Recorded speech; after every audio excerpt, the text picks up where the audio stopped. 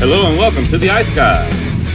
This is the show that takes you into the world of the National Hockey League. Every game, every day, from a betting perspective. With pro sports handicappers, Ian Cameron, Alex B. Smith, and various guests from the world of hockey and sports betting. And now, here's your host, Ian Cameron. Welcome to the Ice Guys, Tuesday, January 13th. Ian Cameron, Alex B. Smith, Matt Robinson, your Tuesday crew with you, ready to break down the Tuesday NHL slate. It's a very good one again tonight. We've got 9 games on tap, so actually 10. Excited about breaking those down. We've got lots of storylines going into the games tonight. We'll get to those, obviously, in just a moment. First, we'll look back on a Monday slate that was a winning slate, winning night, profitable. We'll take it. Some interesting results. One of the ones that was disappointing from a betting standpoint, even though it was a good night overall, was the performance of Philadelphia. That was pretty disappointing considering, they lost to Tampa Bay over the weekend, and they lose again 5-1 to the Tampa Bay Lightning last night. It seems like every mistake the Flyers made, the Lightning pounced on it. Johansson was pretty solid in net for the Lightning in victory as well. And the Lightning just keep on rolling. Another victory to keep this great win streak going for the Tampa Bay Lightning. That is now, for them during this great win streak, that is now 10 straight wins, and they've scored 4 more goals in all 10 of those wins. But it wasn't all good news for Tampa Bay last night. The injury to Braden Point, you hate to see that. Plus, he's a member of Team Canada. So what does that mean for his status, at the Winter Olympics in a few weeks? Something to keep an eye on. But obviously, it didn't look good with that injury, and we'll see how much time Braden Point ends up missing for the Tampa Bay Lightning. We did get an update on it, and apparently may not be as bad as we thought. They've got him listed as lower body day-to-day right now at the moment, Tampa Bay. So looks like perhaps they've avoided maybe the worst-case scenario with Braden Point's injury there, but certainly hope he makes a quick recovery there for the Tampa Bay Lightning. A great game with Florida-Buffalo. If you're Buffalo, you lose 4-3, you're going to lose some games eventually. It had to happen. You're still 13-2 in your last 15 games. It was a pretty good effort by the Florida Panthers, though. They did control the flow a little bit more during the balance of that game.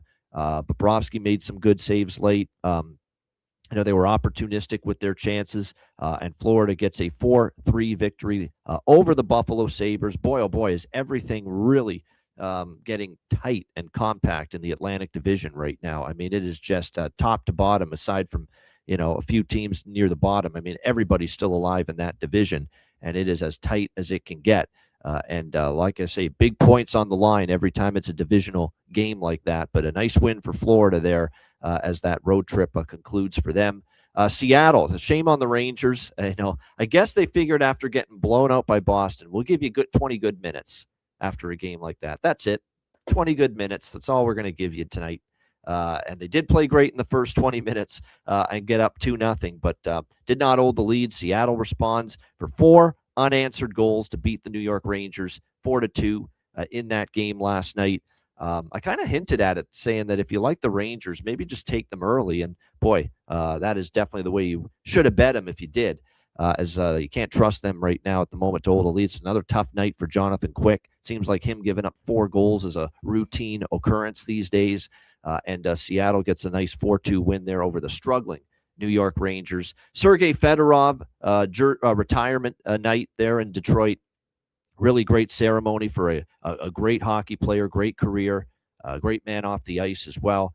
Great ceremony before the game for the great Sergei Fedorov as his jersey is retired before the start of that game last night. And Detroit came out storming early in that game, got the big lead. Carolina, though, didn't go away, down 3-0, 3 unanswered goals, 3-3 to force overtime. And then Detroit wins it in overtime. And look, as someone that had Detroit money line, I was happy. I had already cashed the team total because that was over 2.5. But that's a terrible not missed call in overtime. That was a blatant cross-check right in front of the net. Detroit should have been penalized right before that goal was scored. It's a horrible miss in that situation. And if I'm Rod Brind'Amour in Carolina, I'm justifiably angry and upset about that. But what are you going to do? Missed call. And at the end of the day, Detroit gets a 4-3 overtime win. But that was a terrible missed call. Awful. And I have no problem saying that. No bias here. Did I benefit from it? Absolutely, but that's terrible. You can't miss that. It's an absolute cross check there that was not called there in overtime. But tough way to lose for Carolina, but Detroit wins, and the woes of Freddie Anderson continue. As he loses another game, gives up 4 goals. Like I said, that Anaheim win for him was an anomaly because he only faced 13 shots. I did not buy that being a turnaround for him, and it showed. Montreal, they thumped Vancouver 6-3. This was about as easy as it gets with the over by Fecta, which was one of Perlo's best bets on the show yesterday was the full game over.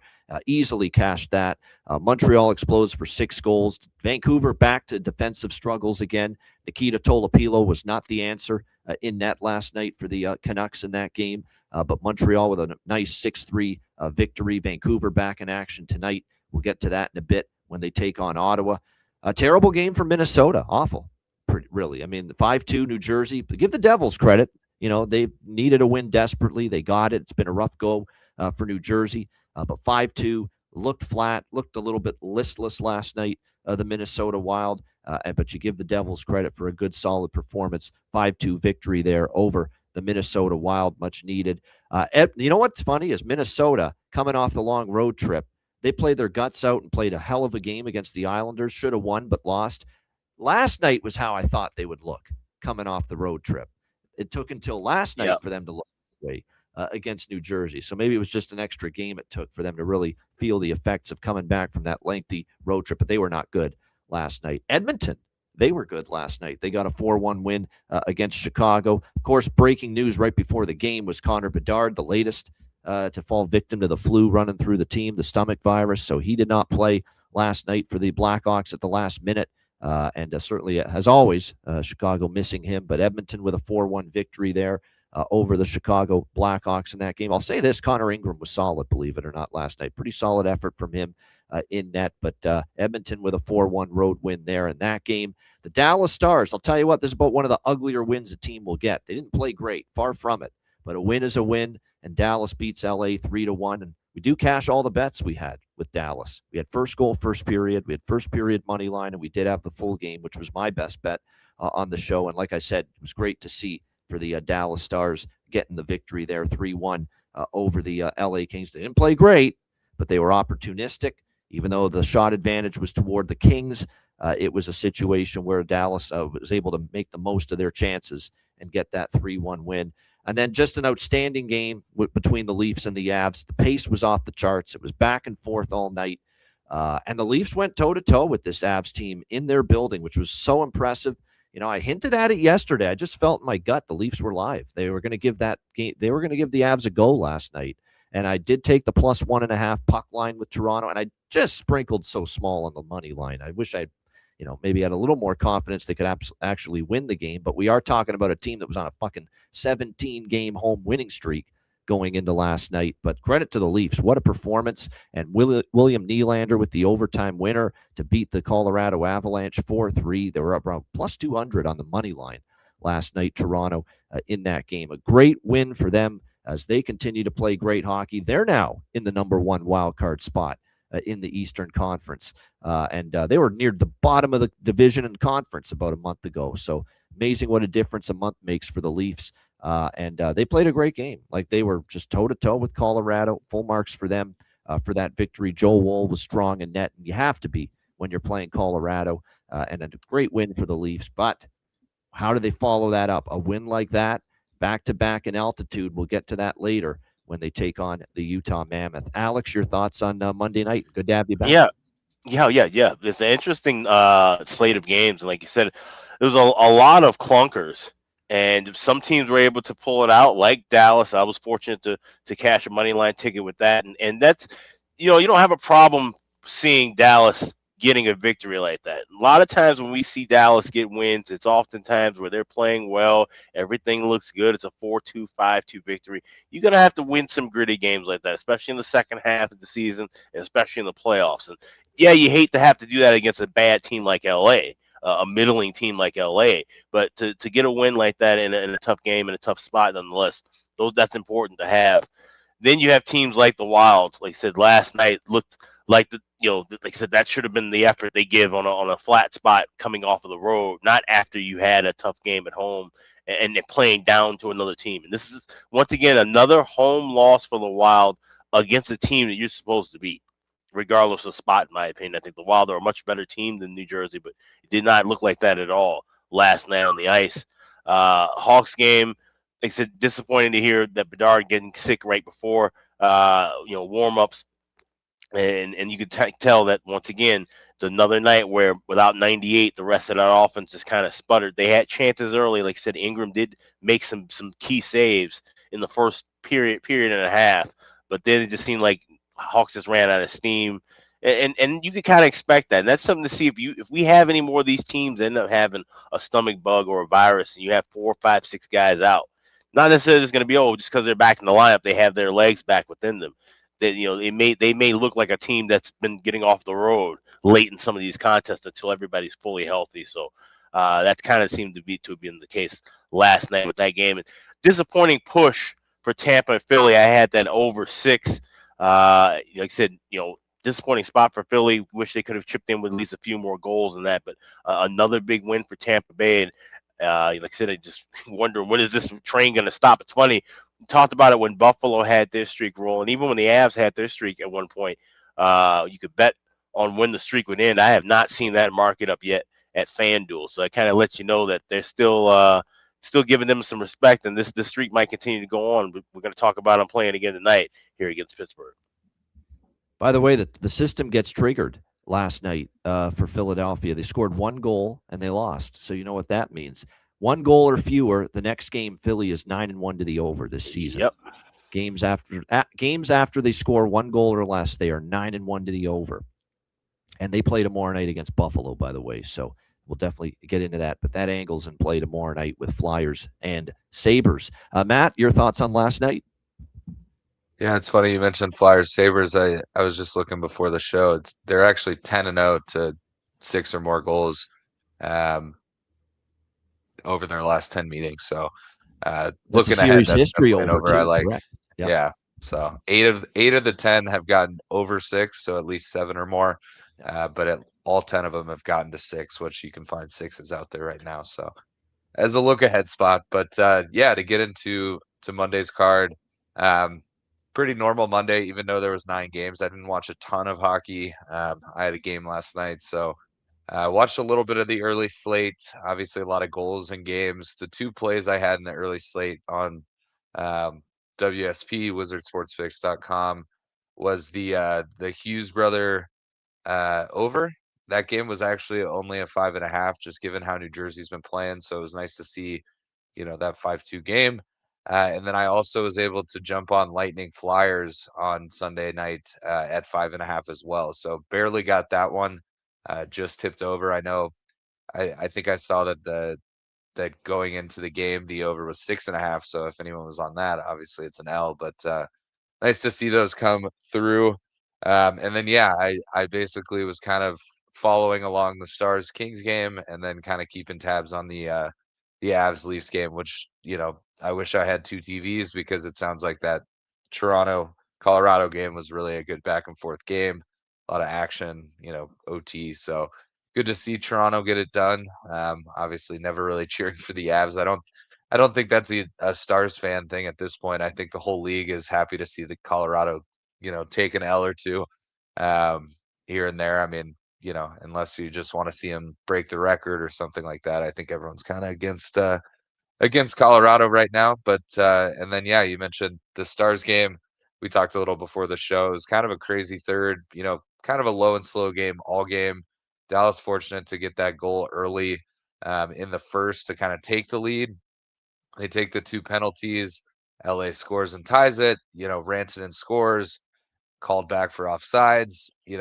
It honestly to me felt like a spot Dallas was going to lose, because a lot of times when you get that late goal to take the lead and then it's pulled off the board, it can be deflating for teams. So good to see Robo score. I saw he had a lot of family and friends in the building. So I think he mentioned they hadn't beat the Kings in LA in a couple seasons. He hadn't scored a goal in SoCal in a couple seasons. So while it wasn't a laser or anything like that, it was actually similar, kind of similar to Rantanen's goal, just completely different shot. Rantanen ripped it, and Robo sort of had a a puck with eyes shot that maybe shouldn't have gone in, but did. So, and then obviously Duchesne getting that empty net, which was nice to see after Steele misses the empty net from the blue line. And I just felt that LA was going to tie it up and win in overtime after Steele misses the empty net and hits the post. So, good to see.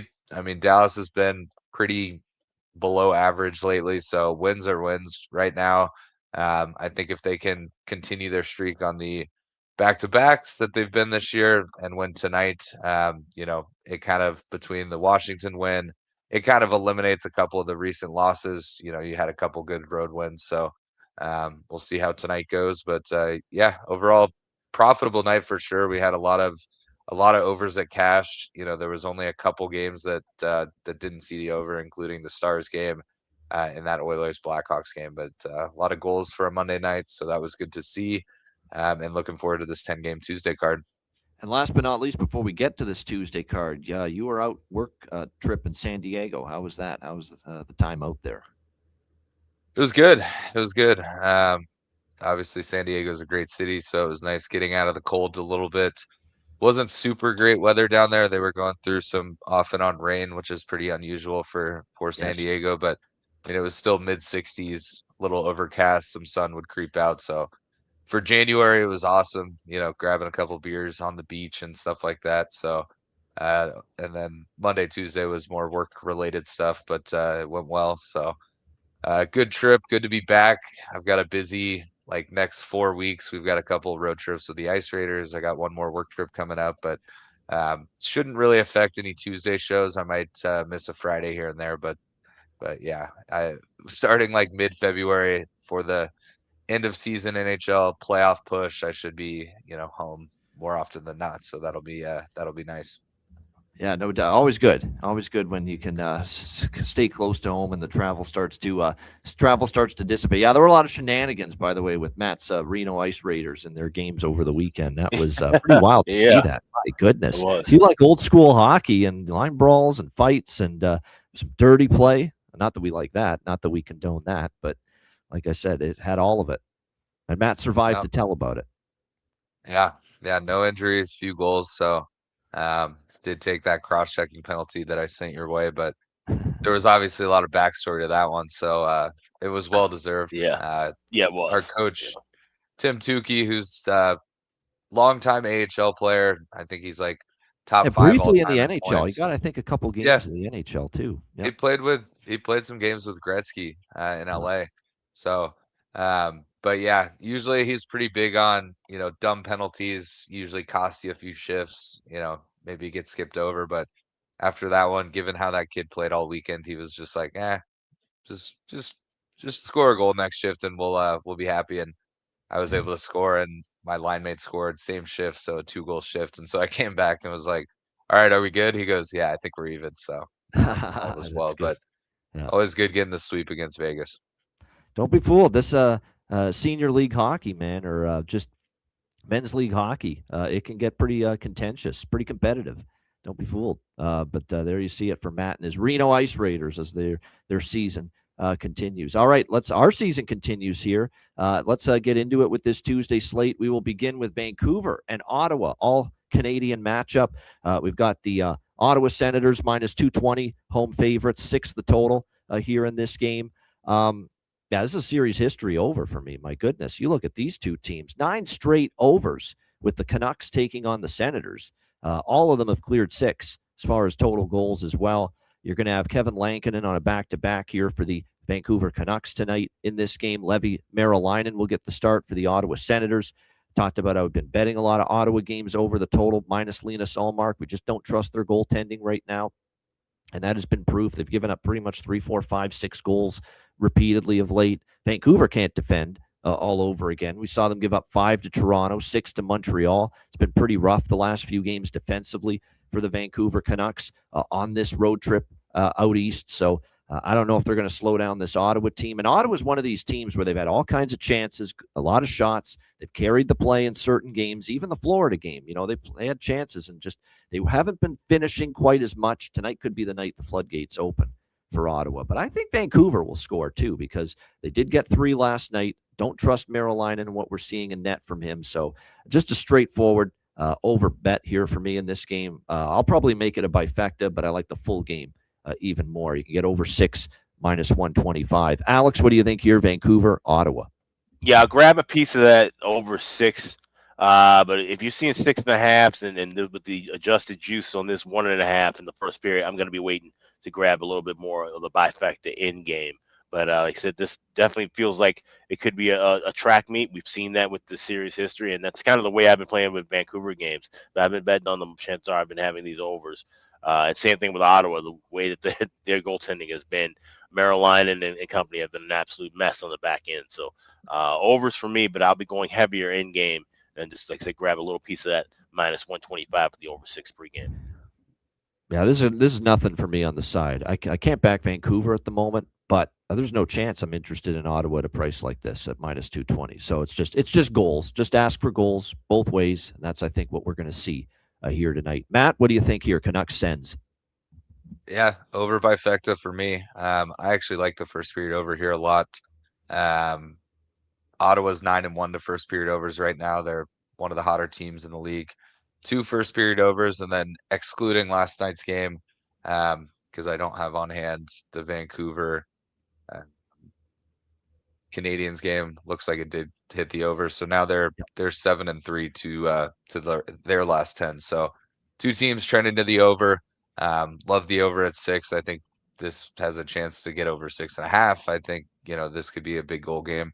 But yeah, first period, full game over. That's it for me. Well, you look at it, Vancouver's given up 3 or more 9 of the last 10 games. Ottawa's given up 3 or more in 8 of the last 10 games. So if both teams can give up 3, if they both give up 3, there's your over right there.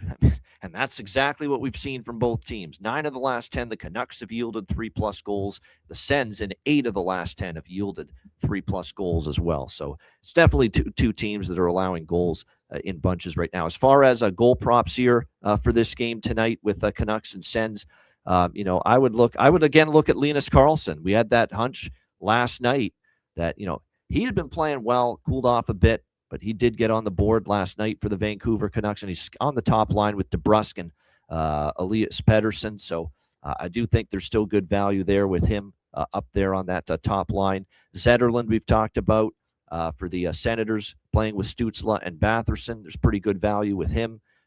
Shane Pinto, good point by Robert. Shane Pinto's had success against, I think, this particular goaltender here. Yeah, Lankinen.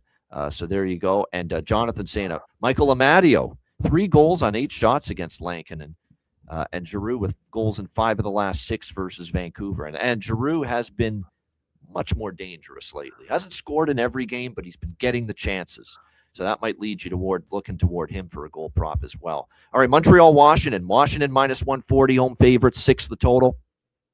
I mean, Montreal on a back-to-back. That's not a great spot, obviously, for them. But a 6-3 victory last night at home to Vancouver. They get to the capital of the U.S. here to take on the Washington Capitals tonight. Back-to-back situation for them. Washington's off a 3-2 loss to Nashville in their last game. So it's a definite spot advantage here for this Washington Capitals team. And with a lot of teams on the back-to-back tonight, it's nice to know that we had one of our previous guests on the show, and we will get him back on soon. I mean, I've been meaning to get him scheduled for another guest spot soon. Ryan Sura, he did a great job the first time, and he put together the list of the back-to-back records for all these teams as far as their records on the back-to-back this season. There's one team in particular that's been awesome on a back-to-back. We'll get to that.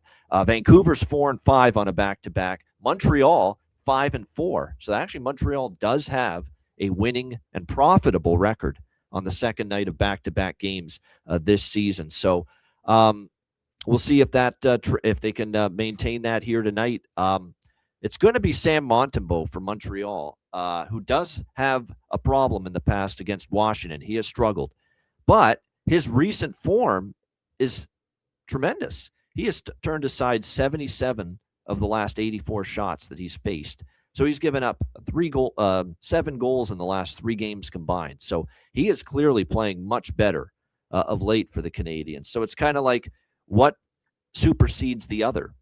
Does Montembeau's excellent short-term recent form supersede the struggles against Washington, or do the struggles against Washington supersede the sizzling current form in net for Sam Montembeau, who I think you can argue right now is playing some of the best hockey he's had all year? So it's a bit of a dilemma here for me. I mean, I don't mind people looking toward the Caps team total over here if you buy into the struggles against Washington.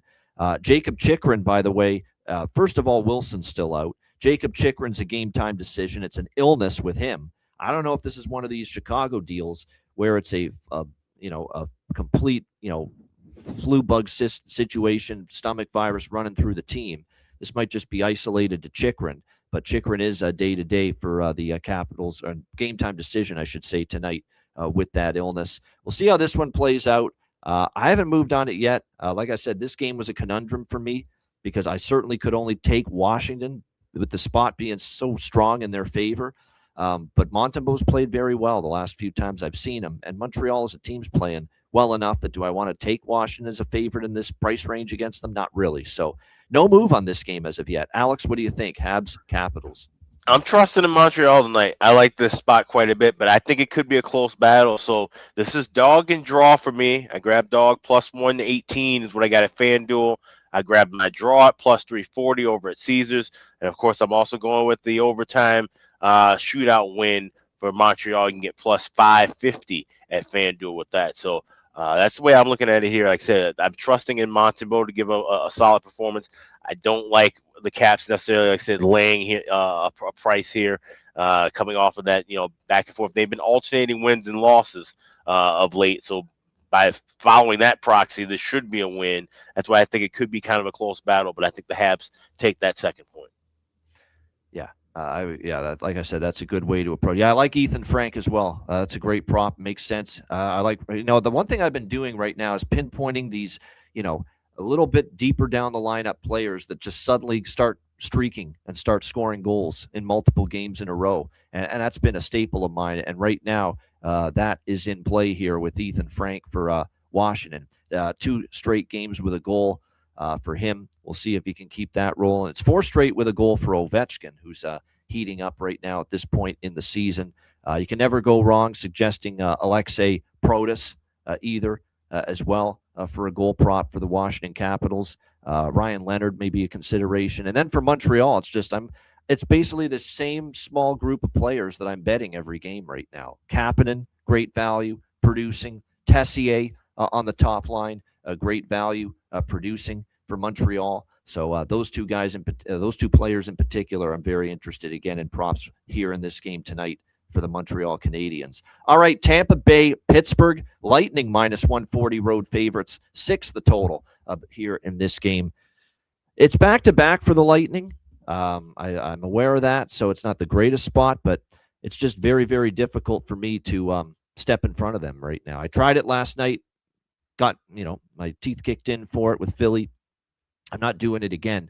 And Tampa's 5-3 on a back-to-back this year. So they actually have a pretty good record on a back-to-back. The better of these two teams anyway. I know Pittsburgh does have a rest advantage. Pittsburgh was actually playing a little bit better, but they got cooled off, and their win streak got snapped over the weekend by the Calgary Flames in that 2-1 loss, and then they followed it up with the 1-0 shutout loss to the Boston Bruins on the Sunday in a back-to-back spot. So back-to-back losses for the Penguins. They're a streaky bunch. Watch them start to, go back the other way again a little bit. So now Braden Point, we'll have to see. I'd be shocked if he plays tonight. It's right now. They haven't ruled him out yet, but I just don't see him playing here on a back-to-back.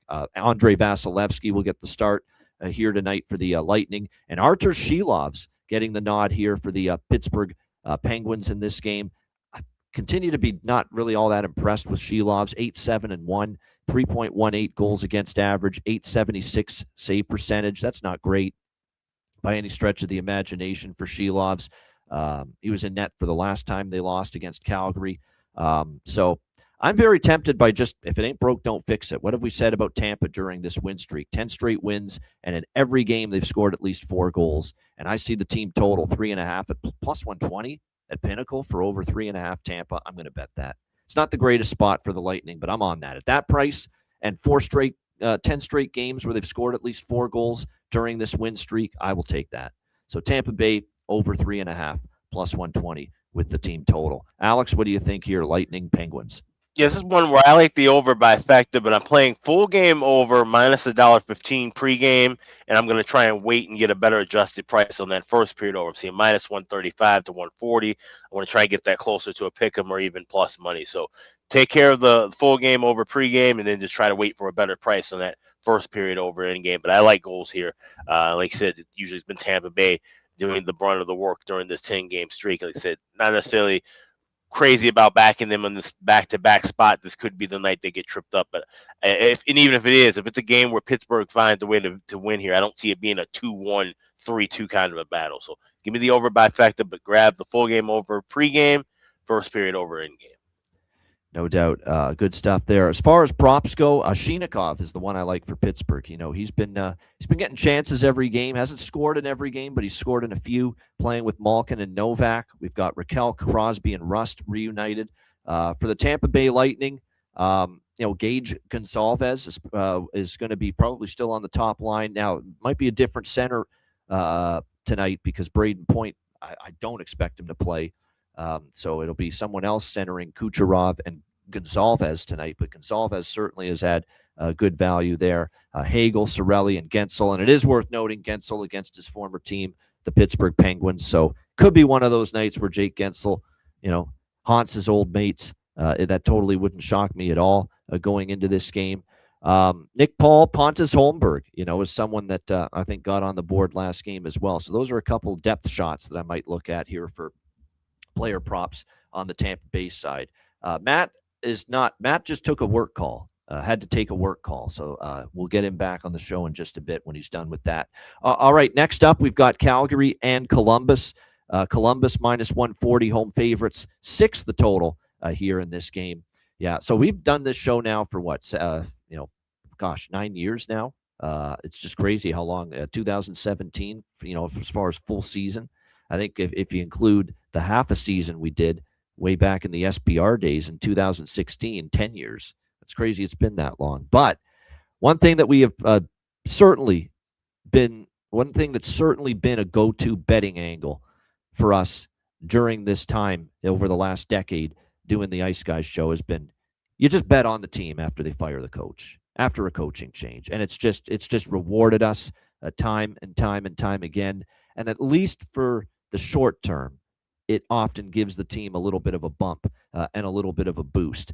And it wouldn't shock me to see that here. Plus Rick Bowness, who's been hired. And by the way, we actually haven't even talked about this yet because it happened after yesterday's show with that Dean Evison fired and Rick Bowness taking over as the head coach of the Columbus Blue Jackets. But, I think the fact that it happened so suddenly is what's surprising. We're not saying we're totally shocked that Evison was canned. I think there's a lot of people. I know Aaron Portzline, Jeff Swoboda, some of these guys that cover the Jackets, they said they kind of maybe expected a move to happen maybe at or after the Olympic break, not this quickly, but it did happen. And I think they felt that, the losses are mounting. The defensive zone coverage is getting worse, not better with this Columbus team. They've had leads in the third period that they have not been able to hold during this run, and it just all added up to Don Waddell, the GM, just deciding, hey, we need a change here. And Rick Bowness has very much experience in these situations where he has to take over a team mid-season. I believe that's how it started with him in Winnipeg too. So he's used to these situations. He did a good job in it. So I think they are going to get a bump from this, at least in the short term. And it helps that they get a Calgary team that's a horrible road team, can't score goals on the road. Even in their win against Pittsburgh, finally they won on the road. They only scored 2 goals. It's not like the offense got going. Devin Cooley was outstanding, and kept Pittsburgh at bay. It's not like Calgary got their offense on track. They only scored 2 goals in that game, and they are dead last I checked in the NHL in goals per game on the road. So they get the right opponent too. You get a beatable team for this coaching bump game with Rick Bowness taking over behind the bench here for the Columbus Blue Jackets in this game. And all the talk has been defense, all the talk, because they know and that's actually what Bowness is good at. Bowness is good at installing some systems and some structure defensively. He's been able to do that in the past. He's been known as not only a pretty solid head coach, but a solid defensive-minded head coach. And the Jacket fans were livid with the fact that I believe his name is Steve McCarthy, was allowed to stick around as the assistant coach for as long as he has. He's been the assistant coach with Columbus through multiple head coaches that have been here. And all the while, their defensive play as a team has been terrible. And they think now that the McCarthy's been rooted out. He was also sent packing along with Dean Evison, that maybe now this is the change to maybe get Columbus to, becomes a better defensive team. You need the blue liners to do that. You need the forwards to buy in. There's definitely truth to that. But the fact that you're going to have some new voices and some new structure and some new ways to go about it and to help improve this team defensively certainly can't hurt and can only help. It'll be interesting to see now how this affects Jet Greaves, who, let's be honest, hasn't been a great run for him. I think it's been a combination of terrible play in front of the goalie, and also he's a little worn down right now. We've talked about the fatigue factor. He has smashed his career high in games started in the NHL for a single season, and it's clearly had an impact. But, I expect a pretty strong effort, win puck battles, every time, not every time, but large majority of the time, that first game after a coaching change, the players play with their hair on fire. Like, they go through the boards to try to win that puck battle, get that chance, get that opportunity, win that game.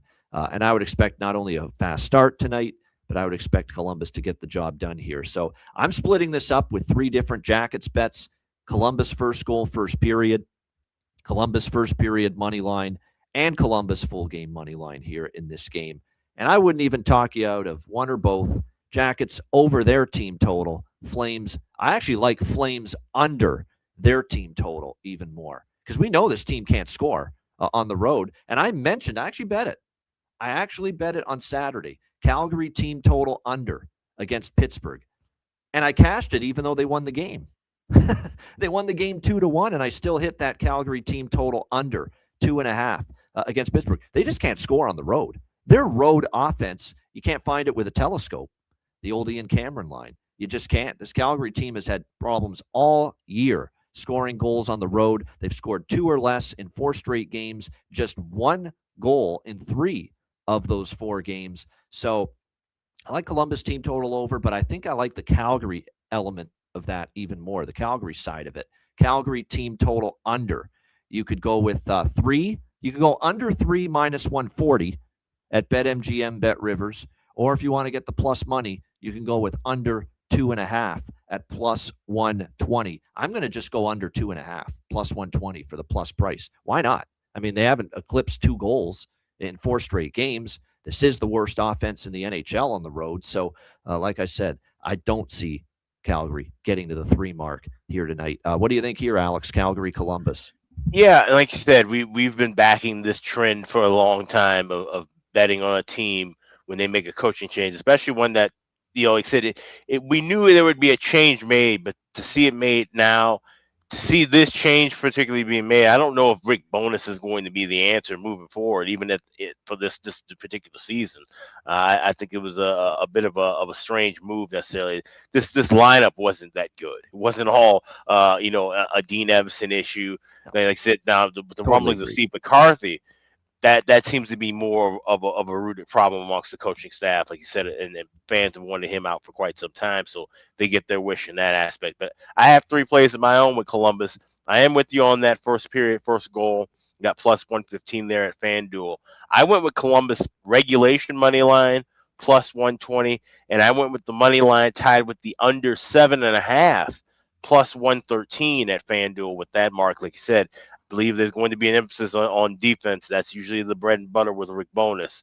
Like you said, a Calgary team that struggled to score goals away from home. Definitely would be looking at that. So bumping up that under to a 7.5, knocking that money line price down a little bit, turning that into a plus 113. So I like that, along with first goal, first period, and Columbus to win within 60. All right, there we go. I like that that idea of Columbus money line and getting the total up to that 7.5 in the parlay. That makes a lot of sense to me here in this game. We'll go with a couple value shots here for props too as well. I think it could be a Fantilli night. He's one of the leaders on this team offensively. I think he gets going. I like Cole Sillinger up on the top line. That's a change that Rick Bowness is already implementing, moving Cole Sillinger to that Marchenko Fantilli top line. Kent Johnson, I'm going to stick with it. I think Kent Johnson is a better offensive player than his stats show this season. He's obviously had a down season. He's the prototypical player where maybe it was an Evison thing and things were just going awry. And now with a new voice, new message behind the bench for a guy that's got offensive talent like Kent Johnson, maybe that's just what the doctor ordered, for him to be able to turn things around. No question about it. So like I said, this is definitely, I think Kent Johnson might benefit a little bit as well from just having a new voice, new message behind the bench from Rick Bowness. And like I said, Rick Bowness has done this before. Take a team over after the previous guy gets fired. It happened in Winnipeg when he took over there. And took over there after it was right after midseason when Paul Maurice stepped down. That's when it happened. Remember, Paul Maurice resigned, and then Rick Bowness took over, and he thrived in that scenario. So we'll see if he can thrive in that. From what I understand, Elliot Friedman's reported this. Aaron Portzline's mentioned it. For now, this is just Rick Bowness is the head coach of this team for the rest of this season. Nothing's been decided beyond that. We don't even know if Rick Bowness wants to do this beyond this season. Because remember, this is a guy that, stepped down from the Jets because of the health issues of his wife at the time. She was going through some health problems, and he was getting close to 70 years old. It sounded at the time like he was pretty sure that was going to be it for him. Apparently, though, this opportunity was too good to turn down. And he said it in the press conference earlier today. I heard some of it. He really feels he can help this team. He said it. That's why I took this job. I think I can help this team. I can make them better. I can help make them better. And all it took was a little 5-minute phone call from Don Waddell yesterday, tracked down Rick Bowness apparently on his yacht or his boat in Florida, and apparently talked about it, said, I'm thinking of making the change, and I'm thinking of making you my next head coach. Are you interested? Apparently it only took 5 minutes for Rick Bowness to say yes. So clearly he thinks he can do some good for this Columbus Blue Jackets team, and we'll see how this works out starting tonight. I think tonight it'll work out quite well because I do like Columbus here in this game. All right, next up, we've got Boston hosting Detroit. This is the first of your TNT doubleheader tonight, a Tuesday night TNT doubleheader. We've got Boston minus 130, home favorites, 6 the total here in this game. I know Jimmy Murphy. I saw Jimmy Murphy in the chat earlier. I didn't mention it, but I saw it. And I think he made a case for the Bruins tonight, potentially Bruins by margin. I think he said Bruins puck line he likes tonight in this game. I certainly wouldn't be on Detroit on a back-to-back after the Fedorov ceremony last night and a big win against Carolina with the 4-3 overtime win. It's certainly not an A-plus Red Wing spot, and that's putting it mildly here in this game tonight. That being said, you've got, and Boston, look, they've won 5 of the last 6. It was a brutal stretch. They had a bad losing streak. They couldn't score goals. And now, well, they only scored 1 in the last game, but it was enough to win. But, the offense has picked it up, 4 goals or more in 3 of the last 4. Like I said, 5-1 in their last 6 games. Detroit's coming in here on a back-to-back after a fun night, an exciting win, a great win, and an emotional night because you're for the great Sergei Fedorov. So this is definitely not a Detroit spot. It's just a question of, for me, do I want to back Boston? I don't know if I want to back Boston that badly as a minus 130 favorite, especially considering this Detroit team just continues to roll along nicely here. 4 straight wins entering this game, playing well, albeit this is a tough spot, like I said, for this Detroit team. 4-1 is a road favorite, 6-9 is a road dog, says Jonathan. So those numbers certainly give credence to strengthening the argument for Boston here in this game tonight. But I'm going to just bet the draw here in this game. Red Wings and Bruins. Every point's big right now for both of these teams. I could see this still being a pretty close game, and I think we could see this one cash the draw. I lean over, but I'm going to wait for 5.5 here. I'm going to wait for 5.5 here because we do have the lesser of the 2 goalies tonight in net for the Detroit Red Wings. That, of course, being Mr. Cameron Talbot. It hasn't been confirmed, but I would expect Cam Talbot to be in net. And Jeremy Swayman in between the pipes here for the Boston Bruins, who's had a couple of shaky outings lately. So I am interested in the over, but I'm going to wait, see if I can get a 5.5 full game number live out of this thing. Alex, what do you think here? Red Wings, Bruins. Yes, another one where I like the draw. I grab that plus 340 over at Caesars, but I like Boston to get the win here, so I'm going with that little move at FanDuel plus 550 for Bruins to get the win in overtime or a shootout. All right. I agree with someone in our chat. I think it was Brewski. Happy birthday to Brewski, by the way, one of happy our birthday. good viewers. And he's been on some of our betcasts before, I know. Mentioned that Morgan Geekie, his wife, just gave birth.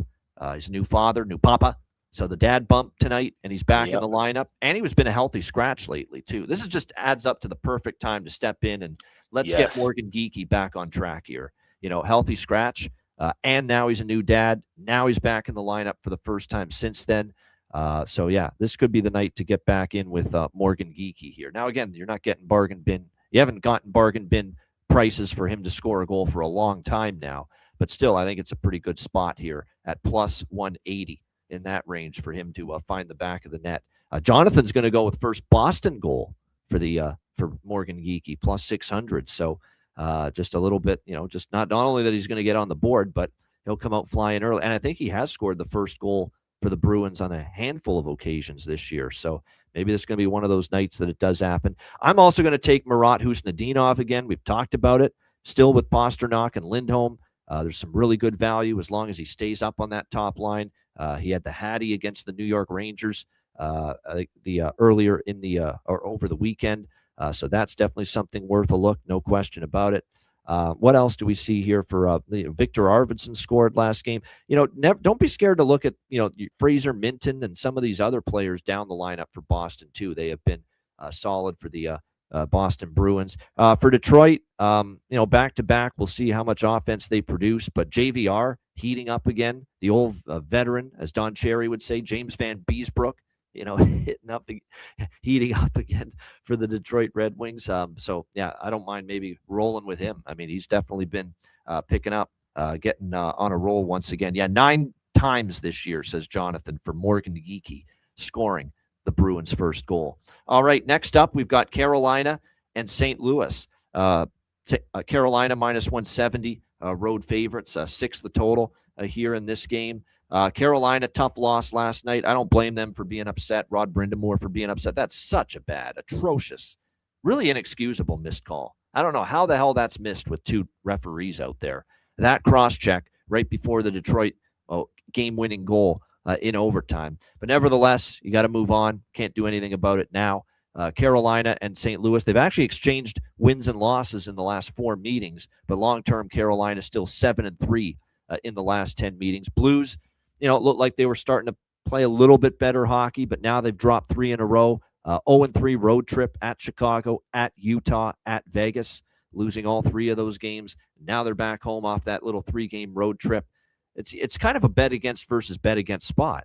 It's Carolina on a back-to-back, but it's St. Louis off a 3-game road trip and not playing well. So, I'm not exactly excited, especially at the current price point, to back either of these teams here in this particular situation.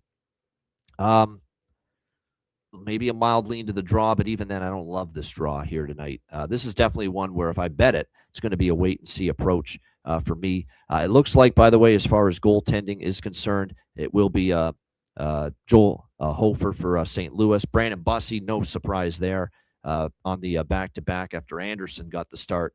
Bussey will be in net here tonight for the Carolina Hurricanes. And some injuries are starting to mount here for St. Louis. Already they've been without Holloway and Suter for a while, and now Robert Thomas is out, and Philip Broberg on the blue line is out and probably not coming back anytime soon. So this is just a clear stay away game for me pregame. We'll see if something interests me live as this game's going on, but not a whole lot pregame that I'm excited about. Alex, what do you think here? Carolina, St. Louis. Yeah, on a big card night like this is one where if I see something live, I'll play it, but pregame, it's a pass for me. Yeah. I mean, I could only look at Carolina, even though they're on a back-to-back, but, minus 170 on the road on a back-to-back, no thank you. If they fall behind, I'll take Carolina, because we know Carolina can come back. They did it last night.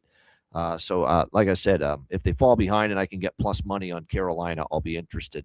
As far as props for them, there are a couple that stand out here for me, even though I'm not involved in the side in the total pregame. Otto Stenberg could be with Shen and Snuggerud on the top line. If that's the case, great value for Otto Stenberg for St. Louis here tonight. For Carolina, Logan Stankoven, talked about how good he's been.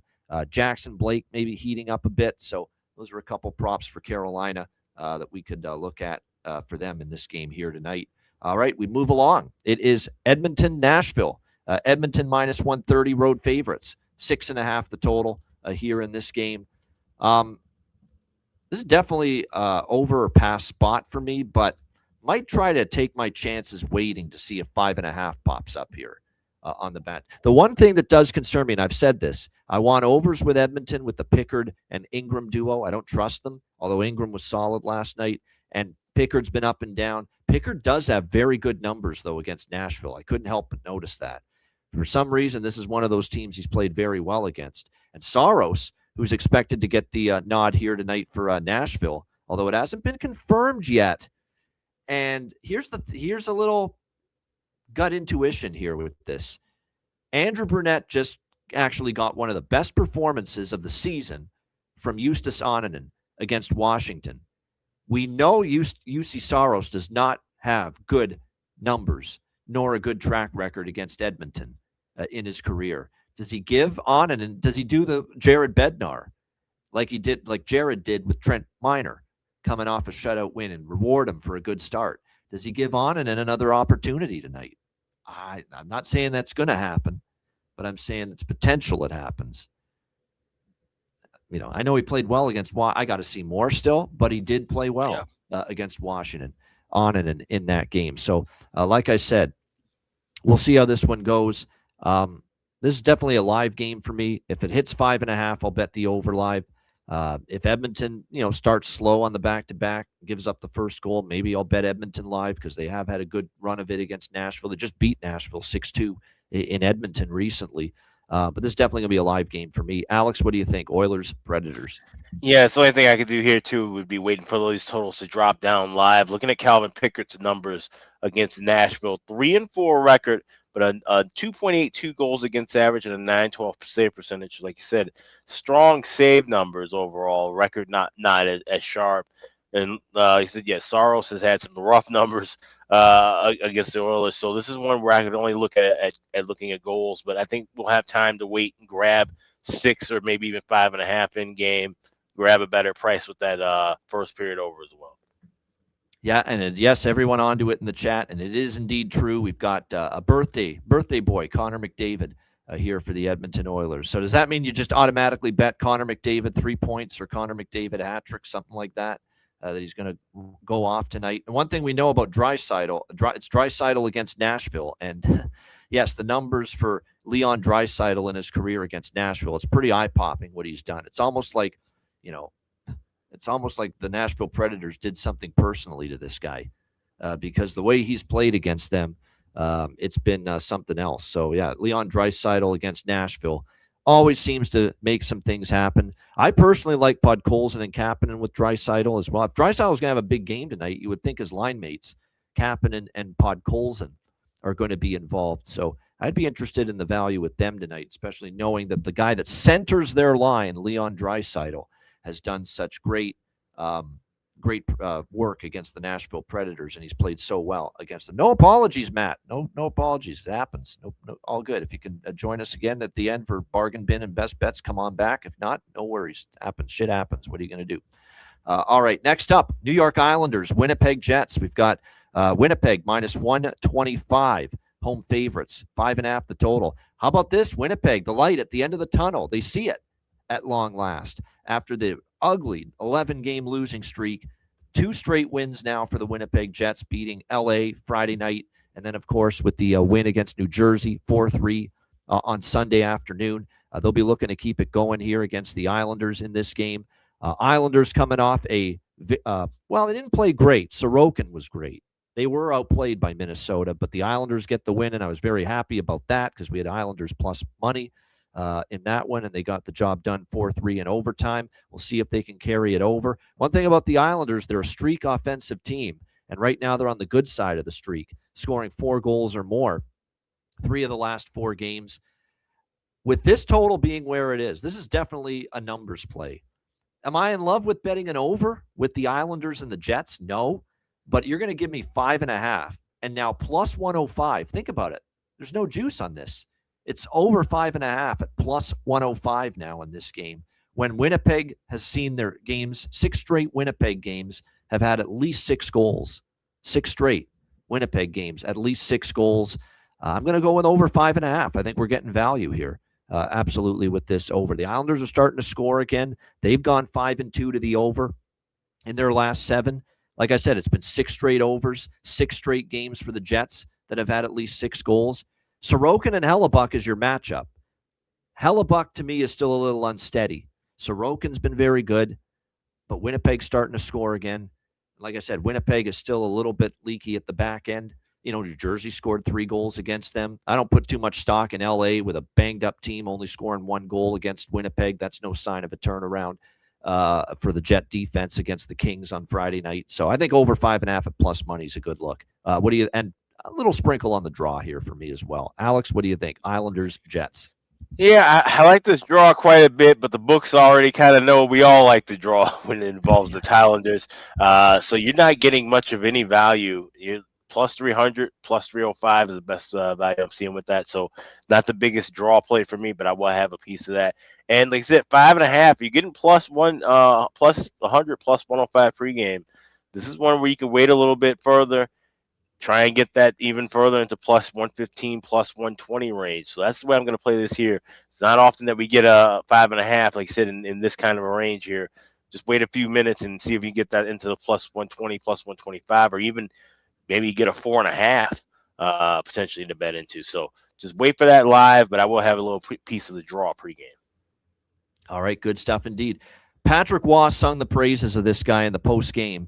After the win against Minnesota in overtime, and he scored the overtime winner. You got to ride with him right now. 3 straight games with a goal. Simon Holmstrom right now for the New York Islanders. Really starting to do a nice job for the Islanders offensively. This guy's had offensive abilities and ability to score goals. It's just been very inconsistent, very erratic. It happens in fits and starts for him. But to see him now score 3 games in score goals in 3 games in a row, it's a very good sign for the Islanders. So I'm definitely interested in Simon Holmstrom as far as goal prop for the Islanders. Duclair is a streaky player, and even he started to percolate since he went up to the Barzal and Anders Lee line. That might be worth a look. For Winnipeg, I would say, I follow with Scheifele and Connor, worth a shot. How about Jonathan Taves as well? Is this the start of a hot streak? Alex, back-to-back games with a goal for Captain Serious. Maybe. Taves, after not doing diddly squat, Bubkus offensively all year, and now back-to-back games with a goal. Is this a sign that maybe you can get a little bit of a surge going? Yeah, we've seen him get streaky like that toward the end of his run with the Hawks. So maybe that's the case where, like I said, having a couple goals now, he's someone you can look on at least, if not goals, certainly points. Try and keep the point streak rolling. But yeah, it's been, like I said, just a little bit of an uptick, and you're getting plus 400 with him. So, like I said, I might have to sprinkle on that just a bit. Velarde's done well against Sorokin in the past. So I'll be looking at that. Yeah, so over and draw for me in this game. And you know what's good about the over, too? The series history, at least the shorter-term series history, lines up with it. Because it's 4 of the last 5 meetings between the Islanders and Jets have gone over the total here as well. 4-1 in the last 5. So, like I said, definitely the over's worth a look. Yeah, there's some truth to that, Benji. You're getting such great value and a price for this. Does this mean it's 3-1, 3-2 tonight? Yeah, maybe. But, given the 6 straight games for the Jets that have gone to 6 goals or more, I'm going to still bet it. I still like it. Over 5.5, certainly like the price as well, plus 105.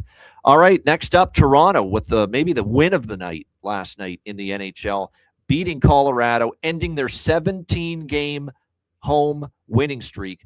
And now they go to Utah for one of the most brutal back-to-back spots any team can go through in the NHL. Back-to-back with altitude in the thin air here against the Utah Mammoth.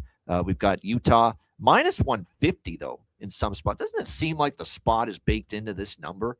I mean, my goodness, you got to lay minus 150 with Utah in this spot. It's clear spot advantage for the Utah Mammoth, but my goodness, minus 150 for a team that's playing mediocre hockey. Boy, oh boy. 6 the total in this game. We'll see how. I certainly don't want Toronto tonight. I thank Toronto for the win last night. We had the puck line primarily, just a small dabble in the money line at plus 200 as well. I thought they could have a shot against Colorado, and they end up getting the job done. Like I said, handing Colorado their first home loss in 17 games last night. But this is not at all a Toronto spot by any stretch of the imagination. These have been difficult situations, although Columbus just got it done on a back-to-back in Utah, although they were playing in Vegas the day before, not Colorado. So it was not back-to-back in No, it was. Sorry. My bad. They were in Colorado the day before. You're right. Saturday Columbus was in Colorado. Then they were in Utah and actually won that back-to-back.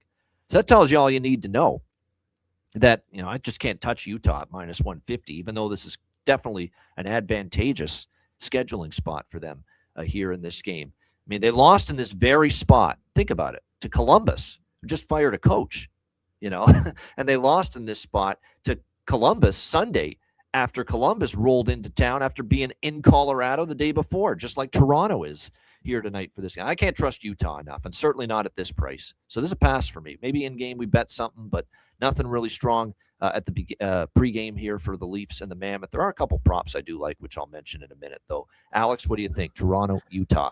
Yeah, this is another game where I grabbed draw. Got plus 340 once again at Caesars. Like I said, this is a spot where it just feels like it could be a little dicey, could be a tough battle, and it would not shock me one bit. Maybe take a shot with the correct score at 3-3. So a little lean to the over, but liking that draw and getting a decent price with it at plus 340. Yeah, no doubt. What I would do is, if you like Utah, this is how you approach it. You do what Mel in Denver says, which is I would agree. I mean, if you like Utah, maybe they get the first goal, first period. I don't mind that approach. It's certainly a better approach than taking minus 150 pregame. Or else you maybe take a shot that, the Leafs are running on fumes and the adrenaline and the energy from last night's big win. They come out strong in the first 20 minutes. That's probably going to be their best period anyway, because I find a lot of teams on the back-to-back are at their strongest in the opening 20 minutes, and then the legs start to give out second period, third period as the game goes on. So what I would say is, if you like Utah, you can either bet that first goal, first period, or if you happen to think that maybe the Leafs, just ride the momentum and the wave from last night early, and then they start to peter out, you can wait to see if you can get a better price with Utah in-game here with them later on. Maybe the Leafs do get the lead early, and then you'll get, obviously, even money or plus money with Utah in-game here in this one. Yeah, this is one, too, where the over, I could see it, but this could be another one like we talked about with Edmonton, Nashville. I could see it maybe starting a little bit slow. Maybe it gets going as the game goes on. So I'm not going to have to wait long, because this total's 6 minus 115. Not going to have to wait long to get 5.5. And that's exactly what I'm doing. I'm going to wait to get 5.5 here with this. To Alex's point about liking the draw, the game in Utah last year with the Leafs and the Mammoth did go to a shootout, did go past regulation, and Toronto won in a shootout 4-3 at Utah. So reason to think that maybe this game does indeed have some overtime potential. All right, as far as props for this game are concerned, I mean, I would just stick with this. Now, Nick Robertson got banged up last night. He may or may not go. He's a game-time decision, but Max Domi's got value. The Michelli, Tavares, Nylander line's been very good. Easton Cowan's been noticeable. I don't know how you don't take Bobby McMann either. Bobby McMann scored a great goal last night for the Leafs. He's got 2 goals in the last 4 games. His speed is a difference maker. So, yeah, Bobby McMann, it makes a lot of sense. The Perlo specials, that's 100%, Jonathan. That makes a ton of sense. I think we took this. The last time it was Columbus, Utah. Alex knows this. Sunday, Columbus, Utah. We mentioned the Perlo special maybe being a good bet in that game. Columbus goal in the first period, Utah goal in the second period. It cashed in that game. Even though Utah lost 3-2, Columbus scored in the first and Utah scored in the second. That's probably a good bet tonight. Totally agree with that. Leafs first period goal, Utah second period goal. At that plus 120. I think that makes a ton of sense. Because again, the Leafs are going to get, you would think that they would wilt as the game goes on.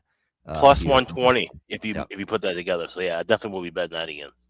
Yeah, no doubt. That probably is worth a look in my opinion. All right, last game for this Tuesday slate. This is the final game of the NHL on TNT doubleheader. We've got Dallas minus 120 road favorites. The total here sitting at 6.5 in this game. I mean, We don't ask, we don't think, we just bet.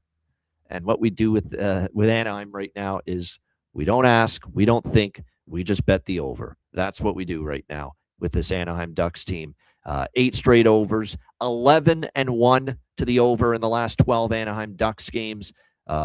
Even miracle overs are coming through with Anaheim right now, because I'll be honest, looked like they were finally going to have an under at the end of that road trip Saturday night against the Buffalo Sabres, until it all of a sudden just chaos unfolded late. All havoc broke loose all of a sudden late, and we got a plethora of goals. The game ended up going over the total. So, yeah, another Anaheim over. I like this Dallas Anaheim over 6.5 -130. Dallas on the second night of a back-to-back. Beware of this. You always think, oh, back-to-back, got to fade the team on a back-to-back. Not this Dallas team. 6-1 this season on the second night of back-to-back games for the Dallas Stars. They've been very good in this situation. This is an LA to Anaheim back-to-back. So, the travel is minimal. You don't have to get on an airplane. You're just traveling down the freeway. You even stay in the same hotel probably, like I said. So this is – I could only look at Dallas now, given the way Anaheim's playing. I mean, they just can't get out of their own way. They've been awful defensively. Lukáš Dostal, we've talked about this. I'm repeating the same bullet points that I've talked about for, it seems like, 8-9 games in a row for Anaheim. Dostal's not been the same since returning from the injury. I think it's going to be him tonight. Yes, it is. Casey DeSmith will probably get the start for Dallas. It hasn't been confirmed, but on the back-to-back, I would expect him to be in net. He had been playing well, but he was in net for that rough collapse against San Jose on Saturday, where Dallas had a 4-2 lead, and they ended up losing that game 5-4. So we'll see how it goes. It's Dallas or pass. I'm passing for now, but the over's the clear look for me, over 6.5. What I would say, too, is if you like Dallas, consider the team total in addition to the money line, because Dallas has scored 13 goals in the 2 games combined. They've scored at least 4 in 3 straight. And by the way, the previous 2 meetings this year, they've already played each other twice. Once in Anaheim, once in Dallas. You know what the scores were? 7-5, 8-3. I mean, it flew over the total both times. So, yeah, over 6.5 for me. No brainer. Alex, what do you think? Dallas, Anaheim. I'll grab a small piece of over 6.5, but I'll be waiting to grab 6 in game. I'm on Dallas. I grabbed minus $1.15 money line, and then I have the Dallas parlay with the over 4.5 at plus 110. Like I said, it's a very strong track record with that second night of back-to-backs, and with the way Anaheim's playing right now, can't back them as a side, but definitely can look for the over. So Dallas tied with the over, Dallas by themselves. Little piece of that over 6.5, but when I go heavier, try to grab a 6 in game. And this is off a 4-game road trip as well for Anaheim. So not only has this team lost 9 in a row, and struggling mightily, but like I said, they're also off a 4-game road trip out east where they played Washington, Philly, Carolina, Buffalo. So like I said, that makes it even more difficult. So even though it's a back-to-back for Dallas, they have a great track record on a back-to-back, 6-1. And Anaheim, even though they've got the rest advantage, how much rest is it? You're coming off the East Coast road trip, first game, which is always difficult. So actually, this actually might be a rare instance where it's a better spot for the team on a back-to-back, if you can believe it, going into this game, which would be for the Dallas Stars. As far as props go for Stars and Ducks here in this game, we talked about Jason Robertson scoring last night. Wyatt Johnston's heating up. 4 of the last 5 with a goal, 5 of the last 10 with a goal. Again, you're not getting great prices with him, but worth a shot. Matt Duchene, who I believe is up the lineup too right now for the Dallas Stars. Last night, he was lined up with no, actually he wasn't, but nevertheless, he scored into the empty net for the Dallas Stars. They got Steele, Johnston, and Rantanen from what I'm seeing. So, and Sam Steele had, I don't know how he missed into the empty net last night, but he did. And it almost, you worry it's one of those Edmonton-Dallas situations for them. Where it was Edmonton versus Dallas years ago, where Dallas misses putting it into the empty net. Edmonton comes down, and they end up tying the game. I mean, just absolutely crazy finish. And I thought that was going to happen last night in that Dallas-LA game. But nevertheless, they did eventually put it away into the empty net in that game. And then for Anaheim, I mean, the one thing Anaheim can still do is, defensively they've been a mess, but they have still been able to chip in goals. Troy Terry's a game-time decision, by the way, for them tonight. But Michael Granlund's the one I like, right? Former Dallas Star. Looks like he'll be with Mason McTavish and Cutter, Gauthier on the top line tonight for the Anaheim Ducks. So, we like that former player angle as well. Had a brief amount of time with the Dallas Stars last year. So I like that with Michael Granlund here tonight for Anaheim. And you can get him actually in the plus 300 range. So shop around for that. There he is.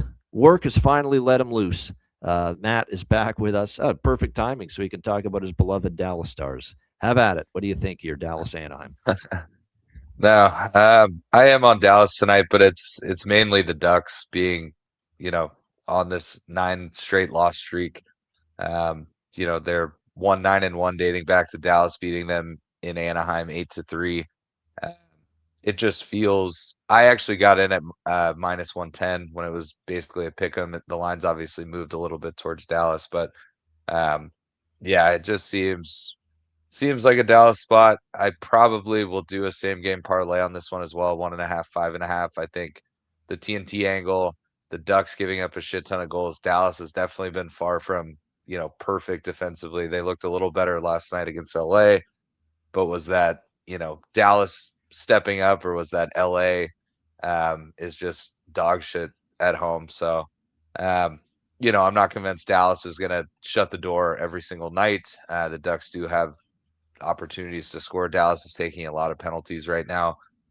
So I think first period and full game over 5.5, same game parlay is worth a look, probably for a couple bucks, but main play here is Stars money line. And I took them last night. I'm taking them tonight. I hadn't taken them for 5 or 6 games, but just the value spot, last night, LA being a brutal home team.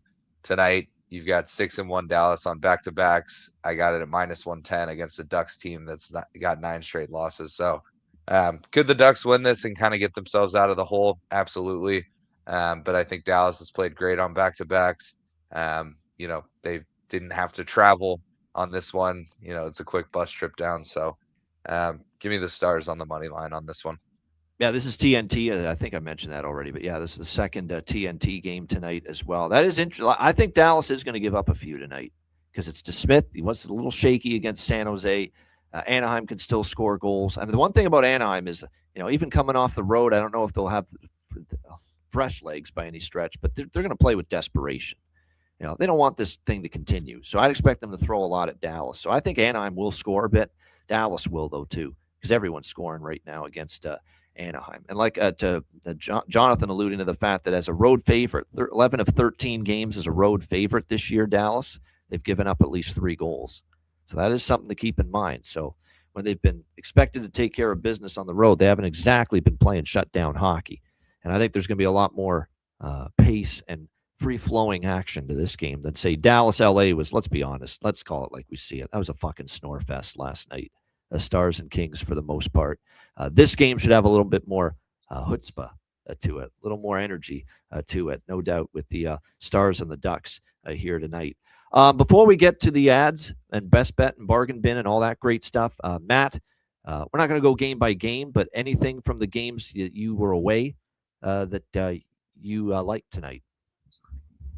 Yeah, a couple games I've circled for first period overs that I missed. Tampa Bay and Pittsburgh. Pittsburgh is 9-1 to goal in first 10 minutes, 7-3 to first period overs. I think Tampa is a team that I just seem to like overs with in general.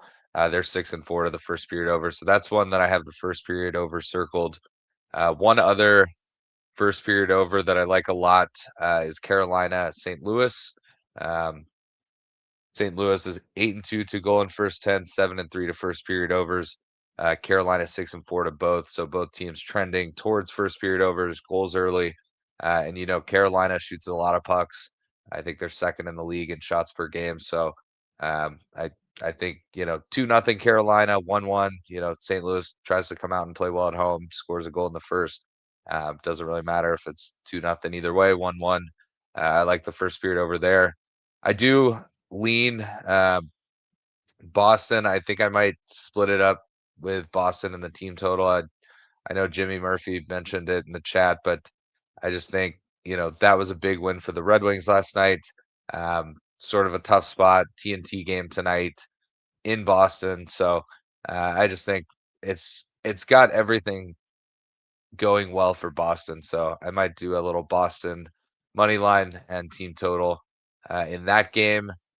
And then, it's tough. I was reading, you mentioned the post on teams on back-to-backs, Edmonton being one of the brutal teams on back-to-backs. I just don't know that I can trust Nashville.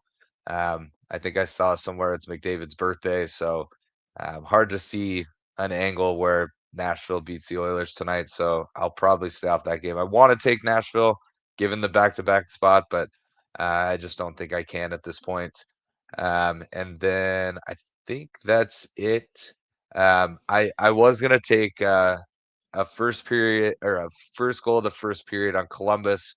New head coach Ricky Bones, big fan, great broadcaster, or I mean, not really broadcaster, in between period analyst. And he did a but great happy job to see. with that. He was not just good, he was great with the studio stuff. Not just TNT. He did some for Hockey Night in Canada as well, but mostly with TNT, and he was great with that. That part I'll miss. I'm actually kind of I'll miss that part of his life after retiring. Well, we thought was retired. Yeah. Now we find out it's not. Yeah.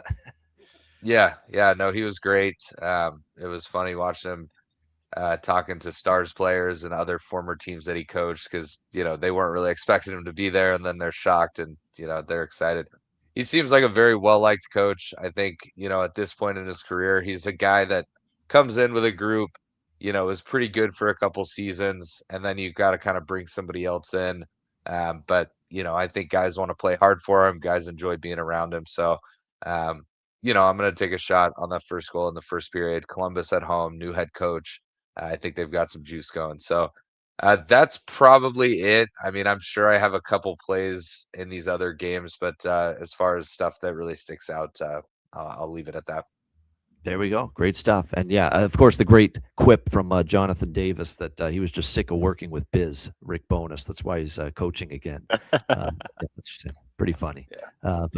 Great stuff. Like I said, I'm looking forward to that. How do the Jackets look in Rick Bowness's return behind the bench, taking over for the Jackets?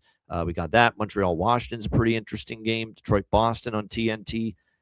We got Islanders, Winnipeg. How does Toronto fare after the huge win last night? Is it a letdown, or can they keep it going in a tough spot? And of course, Dallas, Anaheim should be exciting in the late night hours. So good night of hockey. Hopefully a good night of bets as well, and good results. It certainly was last night. Check out wizardsportspicks.com. Speaking of good results, wizardsportspicks.com. A lot of handicappers having good results right now at wizardsportspicks.com. I mean, for me alone, it's been a great 30-day run, all sports. It's profitable seasons in NHL, NFL, NBA, college basketball simultaneously. Very proud of that. The NHL run's really been good the last few days as well. So get on board with daily premium picks. Get on board with long-term subscriptions, 3-day, 7-day, 30-day, 1 year, all sports, all access passes available as well. So check it out, wizardsportspicks.com. Also check out patreon.com/iceguys. Just $10 per month. Goalie charts, totals charts, daily betting card, sides, totals, player props posted each and every day on the Patreon page. Toward the latter part of January, we have not one, but two Patreon exclusive live betcasts coming your way. We can't wait for that. So make sure you get on board if you haven't already. Your membership goes a long way to supporting the show and keeping it going long term. So check it out, $10 per month, patreon.com/iceguys. And also check out the Ice Guys store, iceguys.myspreadshop.com, for the next 6 days. You can save 20% off everything in the store right now. Just go to iceguys.myspreadshop.com, hit on the redeem button at the homepage, add all your items to your cart. 20% will be taken out at checkout. It's an entire week, 20% off. Take advantage of this right now at iceguys.myspreadshop.com. All right, bargain bin special of the night and best bets coming up right after we hear from our great Ice Guys sponsors.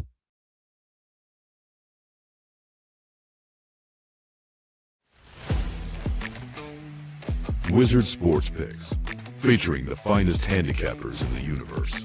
Sharp insights, trusted picks, and relentless results. We strive to help you become consistent winners. This is Wizard Sports Picks.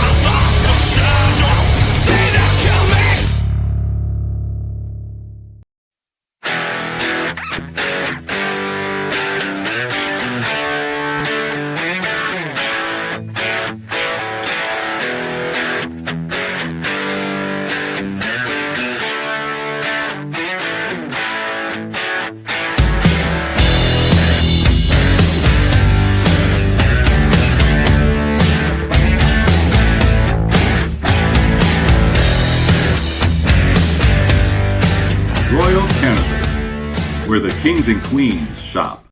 Thanks to all our sponsors, including Royal Cannabis. Check them out, royalcannabisshop.com. 20% off with promo code IceGuys. All right, bargain bin special of the night for this Tuesday. Lots on the docket for potential spots. Alex, we'll start with you. What do you like for bargain bin special of the night?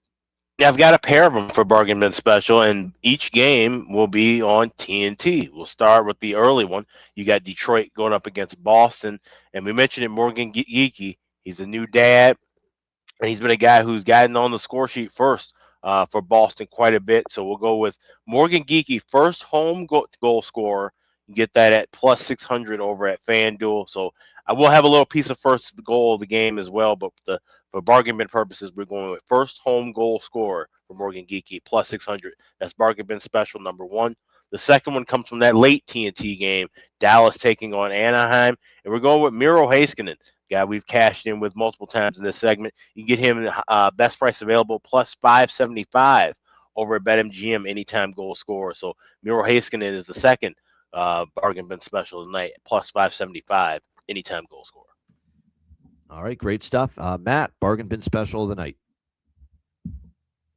I'm also going to be in that later TNT game, but I'm going to go with Sam Steele, plus 525, I think. He was drafted by the Ducks.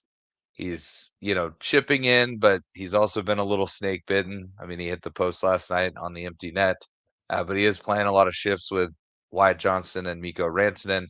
And any, decent player has a chance to score playing with those guys. And Sam Steele is actually a phenomenal goal scorer, point scorer through juniors, and then, has kind of had to find a role in the NHL, but he can kind of play up and down the lineup. But yeah, you always want to play well against a team that drafted you, maybe didn't give you enough time, got rid of you too early, things like that. Probably has a little bit of a taste in his mouth. So give me Sam Steele anytime goal tonight for the Dallas Stars, plus 525. Good stuff there. All right, I like it. Sam Steele's on my player prop, goal prop card here tonight. Not my bargain bin special, though, but I do have two bargain bin specials. The first one, we're going to go to Montreal, Washington. We're going to ride the hot hand that is Ethan Frank for the Washington Capitals, plus 425 at BetMGM. He has scored in back-to-back games for the Capitals, plus 425. Ethan Frank, Washington, for my first bargain bin special. My second one comes from the Islanders-Jets game. He won it for the Islanders in Minnesota, and he has scored in 3 straight games for the Islanders. Simon Holmstrom for the New York Islanders, plus 400. Great price on that, plus 400 for Simon Holmstrom of the Islanders. 3 straight games with a goal. So Ethan Frank, Washington, plus 425, and Simon Holmstrom for the New York Islanders, plus 400 for my bargain bin specials for this Tuesday night. All right, best bets. Alex, we'll start with you. What do you like for best bet? Yeah, all three of us like this play. And like I said, it's a good spot when you have a new coach coming in. You expect to see some energy, some enthusiasm early. So give us the Columbus Blue Jackets. First goal of first period, plus 115, the price available at FanDuel. That'll be my best bet for tonight. All right. That's on my card as well. Columbus first goal, first period for Alex B. Smith with best bet for this Tuesday. Matty Rob, what do you got for best bet? Yeah, I think I'm going to go with the first period over in the Vancouver-Ottawa game. I mentioned it earlier. Ottawa on a 9-1 run. Vancouver hit another first period over last night in their game against Montreal, putting them at 7-3 over their last 10. So two teams that are hot to overs, especially the Ottawa Senators. They'll be fresh. They'll be at home. Just need 2 goals in the first. That'll be my best bet for tonight. All right, great stuff. Best bet. Side came through for me last night, courtesy of the Dallas Stars. But I'm going back to totals tonight, and we're going to go to the Dallas Stars again tonight, but total, not side tonight. We're going with Dallas Anaheim over 6.5. If it ain't broke, don't fix it. 11-1 over run for Anaheim. 8 straight overs for Anaheim. 2-0 to the over in the head-to-head this season between the Stars and the Ducks. I see more of the same tonight. Dallas Anaheim over 6.5, minus 130 for my best bet. Shout out to everyone in the chat at the like button. We appreciate it very much. A great show, as always. Reminder, the Ice Guys is live 7 days a week, Monday to Friday, 2 p.m. Eastern, Saturday and Sunday, noon Eastern. If you can't watch the show live, download the Ice Guys podcast in audio form on all major podcast platforms, Google Podcasts, Apple Podcasts, Spotify, Stitcher, iHeartRadio, Amazon Music, and more. Download the Ice Guys podcast when you can't watch the show live. For Alex B. Smith and Matt Robinson, I'm Ian Cameron. Have a great Tuesday night. Enjoy the games and good luck. And we are back tomorrow on Wednesday, 2 p.m. Eastern, for another edition of the Ice Guys.